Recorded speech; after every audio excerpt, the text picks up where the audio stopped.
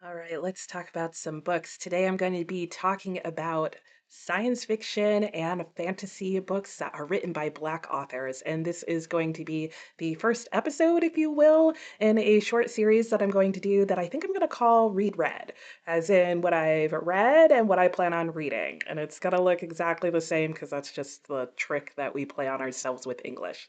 So let's go ahead and get into the books. Like I said, today I am going to be discussing science fiction and fantasy books by Black authors. I'm also going to, in later episodes, get into historical fiction, literary fiction, as well as nonfiction. But for today, let's go ahead and start with science fiction or fantasy books that I have read by Black authors. I'll share with you a little bit about what they're about and my quick thoughts and ratings on them. I'll go ahead and start with fantasy. I almost forgot about this first book, but was reminded by the story graph when I went and searched through my fantasy books, and that is Black Candle Women. This is a book that I read as part of my family book club. And what were my thoughts on the book? I honestly don't remember. It didn't really stay with me. Like I said, I forgot that I even read this book. I do recall that it takes place, I want to say in Louisiana or somewhere there's. It is about a family of women and just their relationship with one another, also surrounding like their family history or practice of voodoo, kind of, sort of, not really. I would describe this book on the magical realism side of fantasy, as you could argue whether or not there is actually magic in the book and how much fantasy it really is. I would say this is very fantasy light. This was, I think, a good book just to explore dynamics of families, especially family dynamics involving women. So in that sense, it was fun to read as part of my family book club because it's just made up of women in my family.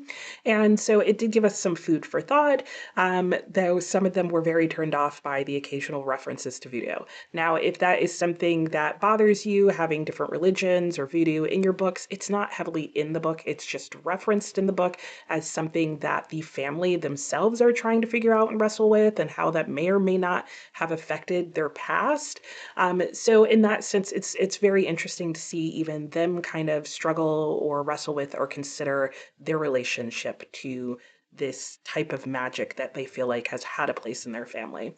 I gave this book 3 stars. I thought it was just okay. But again, I think it would be a good book for people who like contemporary fiction, I would say, more over fantasy, and want to read a book about African American women and their potential history with magical realism in their family.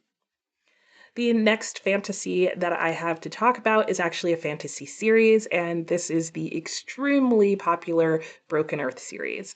And you could argue whether this book is science fiction or fantasy. I've seen it listed as both. I think it's won awards for both. I would personally, after having read it, categorize it as fantasy because it does happen in what feels like a fantastical setting, and there is magical powers in it. I feel like there's significantly less science fiction going on, though there is technology that is involved in certain aspects, but a lot of that isn't thoroughly explained, and it certainly isn't the focus of the book. I read all 3 books in this series and gave them all the way from 4 stars down to 3 stars. In fact, I think I stair stepped them down as I went along. The first book was a 4, the second a 3.5, and the third a 3 star. I feel like this book is most well known for the second person narrator that you have through all 3 books. And it covers the story of sort of your conventional adventure story where you have a mom living in this world that is literally just falling apart because there are just ongoing natural disasters, particularly earthquakes that happen. And she is in a society that has that trope of forbidden magic. And you get also the trope of a mom on a hunt for a lost child.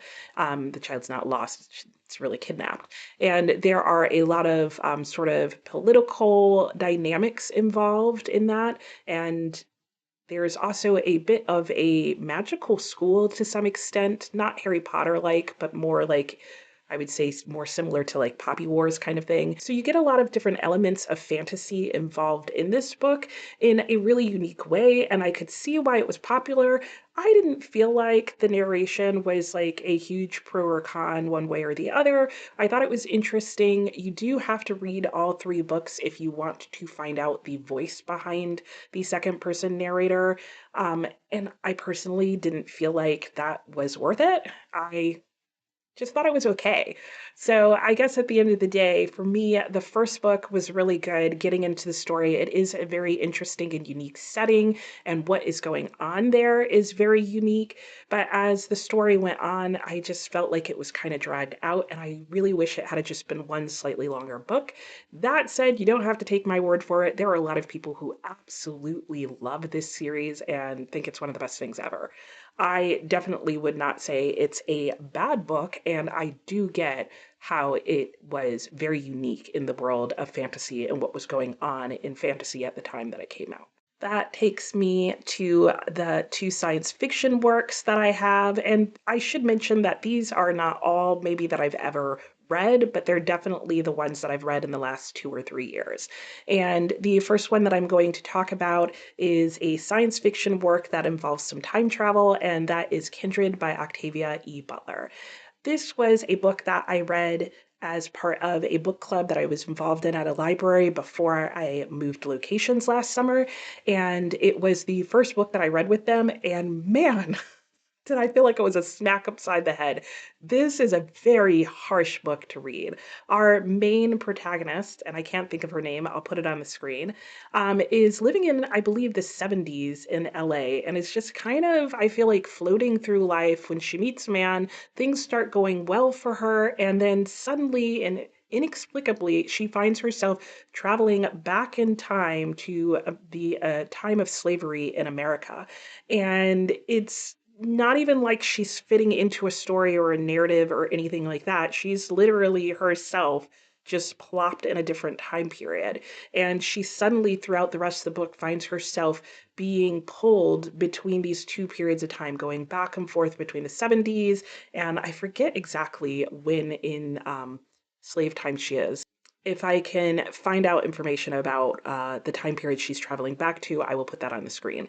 But basically, she is finding herself spending her time torn between these two worlds, trying to stay in her regular time to be with this guy that she is in love with, but at the same time, being dragged back to this other time period that is extremely deadly to her and trying to figure out why she is even there. There is a part of this book that reminds me of like what's going on in Quantum Leap, if that makes sense.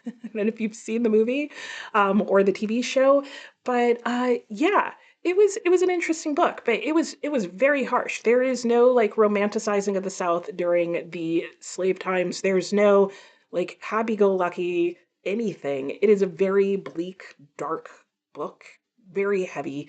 As in terms of the topic, it really should be. I think it is probably one of the more realistic books in terms of not being willing to sugarcoat the time period and how people would really relate. There are some interesting things that happen with the time travel, though it is definitely not explained. In that sense, this book could almost be argued into the fantasy category because I don't think any of the book is really about the time travel itself. It's just something that is happening. In that sense, it almost feels like magical realism. But regardless of that, it's a good book. And my only hesitation in saying that is that it was just like a gut punch. And so it's hard to describe that as something that is good. It hurts. It just physically hurts to read that book. So be warned. I did end up giving Kindred 3.5 stars, however, and would recommend it to anyone who would like to read about these two time periods, but maybe have a bit of a science fiction element thrown in while contemplating it. I do think the element of her traveling back in time is that she is able to view and look at that time as an outsider, which I feel like is sometimes missing when you have historical fiction. You have too much of the author's focused on trying to make everybody seem and act and think like that time period, which can sometimes come across as like racist or wrong. I think Octavia Butler does get around that by having our central character not be part of that time period. I don't know if that makes sense, but hopefully it does. And the final science fiction book that I read that I'm going to talk about is another series. In this case, it is the Earthseed series. Is it the Earthseed trilogy? Chronicles. What is the second part of that? I'll put it up on the screen. I can never remember it. I should have looked it up because I know I never remember that part. Anyway, last year I read Parable of the Sower by Octavia E. Butler. This is a dystopian novel by her, and I loved this book. It was so deep and so fascinating. Still kind of harsh realities that you're dealing with, but I didn't feel as tortured as I did in reading Kindred. I think she went a little bit away from the sort of body terror that she builds into her books, but not much. Not much. I felt like, based on what I've heard of Cormac McCarthy's The Road, this is a slightly milder version of that. This story surrounds a young woman who is coming of age in a very broken world. Again, it is set in California. I believe that's where Octavia E. Butler lived. And this broken world that she is living in has just been basically the collapse of the US government and systems. And it feels really familiar. It feels like it could be 2024, which is when the book takes place, is 2024 and beyond. And it just feels like the area that she is in has been ravaged. You just get glimpses and pieces of what life is like. And she is just trying to survive with her family, as well as learning to try and survive on her own while she tries and finds a better place and establish a better place and a better world to live in. This book covers a lot of different topics, including like religion and finding religion, philosophical ideas and concepts, coming of age, and it's all set in a very dystopic environment, which I feel like is something that Octavia E. Butler does really well. She is going to give you a lot to think about on every single page beyond just what's going on in the plot of this book, and I enjoyed every single minute of it. I don't know if I said, but I gave this book 5 stars and would highly recommend it. That is all the science fiction and fantasy I have read, and I don't know if I mentioned, but this wasn't going to be all like, happy rainbows and best books ever. Like, I'm giving you my honest thoughts on these books, but I want to share them with you anyway, because this is just my opinion on them. And I do know that all of these books are pretty well liked. Even Black Candle Women was a pretty popular book when it came out. But, if your reading tastes are similar to mine, you may want to focus on the ones that I'm giving, 4 or 5 stars. Or if you find that your taste in science fiction and fantasy vary slightly from mine, then you could possibly want to try any or all of these. So let's get into the books that I want to read. These are books that are on my TBR list or to be read list. And yeah, I'm going to start with another one by Octavia E. Butler. You can tell that she is at this point becoming a favorite author of mine. And the book that I want to read next by her is Parable of the Talents. This is book 2 in the it's got to be in here somewhere. The Earthseed books. So she just calls it books. This is book 2 in the Earthseed books. And yeah, I cannot wait to get back into this story. This is actually on my pile of possibilities for February. And I mentioned then that I'm not really looking forward to getting back into the world because Octavia E. Butler can be pretty bleak in the worlds that she creates. But I am looking forward to getting back into this story. I don't know anything about what this book is about except for it is the next book in the series. I don't even know if it continues with the characters that the first book left off in, and I don't want to know because I like being surprised by that. So I told you about what the first book is about in short, and so yeah, if you like that one and want to continue on, this is what I plan on reading. Another dystopian sci-fi series that I am hoping to work my way through is Black Dawn. This is the first book in the series, Grievers. I also own the second book, which is, I think, Marooners or Maroons. I will put it up on the screen. And this is a dystopian novel that takes place in Detroit. And our main character is finding herself in the middle of an epidemic or pandemic where Detroit has basically been quarantined and she needs to figure out how to survive as her mother gets ill. And I don't know much about where the story goes on from there, but I do recall when I read the back of this book about 6 months ago that it sounded very, very fascinating. Just a year or so ago, I had the opportunity to visit Detroit, and there were a lot of things that surprised me about the city and that I loved about the city and that I was confused about the city. And so the idea of just reading a book that is set in Detroit is very appealing to me. I do like dystopians, and I'm looking forward to trying another dystopian series by an author I haven't heard much about. I have heard nothing but great things about this book ever since I've picked it up, so I can't wait to start this series, hopefully sometime this year. Going in a completely different direction in some ways with science fiction, I have a work of Afrofuturism, and that would be Black Empire by George Schuyler. I picked this up last year, I believe, in a bookstore, and as soon as I read the back, I was like, that sounds so fascinating that I've got to read this. And this book is about Dr. Henry Belsidis, a Black scientific genius who masterminds a worldwide conspiracy to take back the African continent from imperial powers. And that just sounds really fascinating to me. I'm very curious about how the author goes about having his character do this. I'm very interested in finding out what the doctor's sort of motivations are and how it all just works out, or doesn't work out. I don't know. Needless to say, I'm looking forward to this like I am all the books that I have on my TBR list. And yeah, I'm also looking forward to learning more about what Afrofuturism is.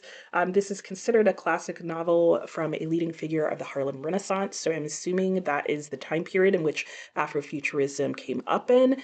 And yeah, given that I am currently in the middle of reading Invisible Man, this seems like a good book to maybe go into soon or next. The next work of science fiction that I am looking forward to working on is Dhalgren by Samuel R. Delaney. This is a book that just piques my curiosity just in terms of wanting to know about the writing style, because whenever I mention this book, that is what I hear a lot about more than anything else. It's just the way this book was written. I have heard that, like, plot wise and storyline wise, it's somewhat circular, and it takes place in the middle of the US in a place called Bellona.